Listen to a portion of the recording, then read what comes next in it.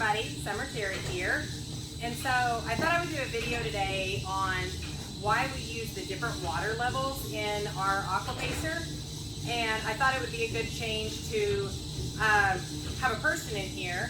So we ended up buying some waders. That way our training people that are coming and taking our courses can actually get in here and experience what these horses are feeling whenever they're training, and that will help them try to pick the correct speed and the correct water depth for each situation. So if you follow any of our social media, you know that I have had a plethora of abdominal surgeries. I've also had both of my hips replaced. So it's been very hard for me to build back glute strength and core strength.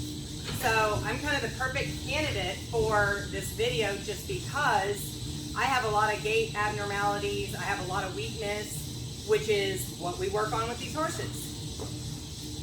So even though this isn't really a water level, I feel like it's something that's important to bring up. So obviously I'm in here with no water, so this is what we would consider our dry tread. Our aquapacer just has to have enough water to cover the roller to be able to operate. And so instances that we would use this water level would be if we have done any sort of an internal blister and we need some more concussion, or if we're just checking for soundness, checking to see how a horse moves out without any resistance. So I'm actually going to turn up the tread and go a little faster. So at this speed here, I'm walking at 1.5 mile an hour, which is way slow compared to once you see the horses.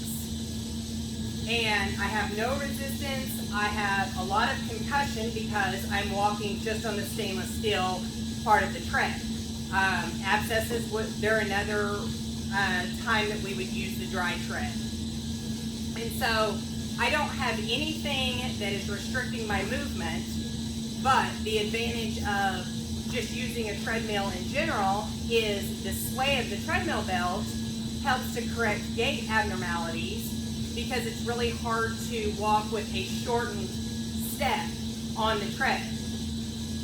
So that's some of how we end up correcting these horses that are unbalanced. You also use a lot of your stabilizing muscle structure. So I'm building stabilizing muscle and I'm building balance and coordination without actually having to add any water.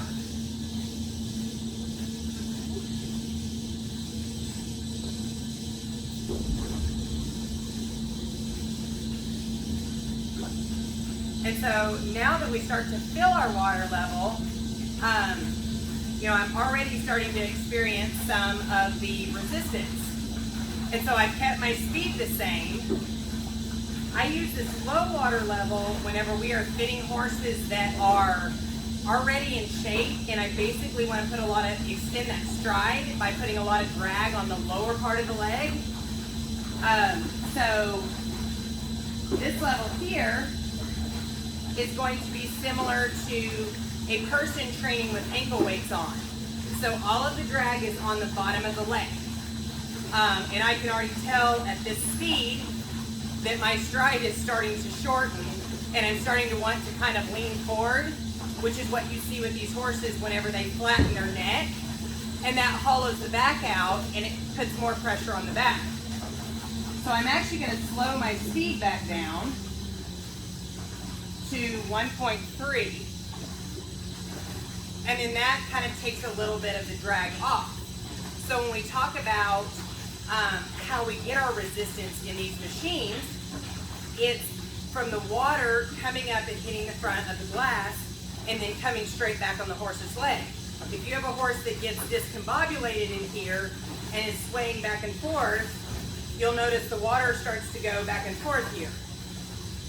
We'll also see horses that want to cross over the front like this, and that's simply because they can't engage behind enough to pull through. It's a weakness issue, and we are all about preventing compensation patterns. So the appropriate protocol would be to either slow the horse down or change your water level. And so now, as we go ahead and leave our speed the same, and I start to fill up a bit more, I still feel a lot of drag on my legs. Like, people don't realize how difficult it is to walk in here. And you know, fun fact, water is 790 times more dense than air. So this is a lot different than the workout that you're going to get on your home treadmill or just by long trotting your horse. And so I'm actually going to back my speed down a little bit more as I get into these higher water levels.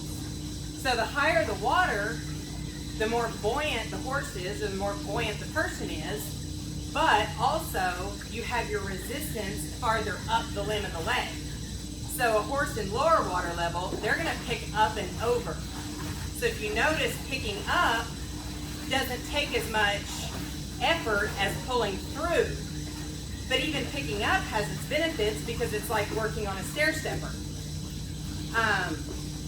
And so we will use this like just below the knee water level for general fitness. If we have a horse that can't handle the resistance of the water being up higher on the leg, we will let them kind of pick their knees up over it. That helps condition the muscle to be able to pull the lower leg out of mud if you rodeo or race horses that have to run on muddy tracks. You can also tell too, as this water comes up, my stride gets a little bit slower. The interesting thing about it is I can start to feel that I'm getting more buoyant because I can feel the water as I push my feet down. I can feel the water kind of cushioning that. This is the hardest workout right here when the water is right at the bend of the knee, simply because it's right on the joint. And so you can actually see that I kind of wobble back and forth here, and we see that a lot with horses. So this is one of the last water levels that we use when we're doing a fitness protocol, just because it's hard. As you can see, I'm swaying back and forth. It's hard to balance whenever it's coming right at the knee joint. So this is a great water level for horses that are already fit, and we're just trying to get that extra fitness because it's such a difficult level. And so now, if we fill some more, I'm going to get more buoyant, and the workout should become easier, but my hips, similar to a horse with a stifle injury or a back injury or an SI injury, we're going to see how the drag affects being able to walk and move my whole leg.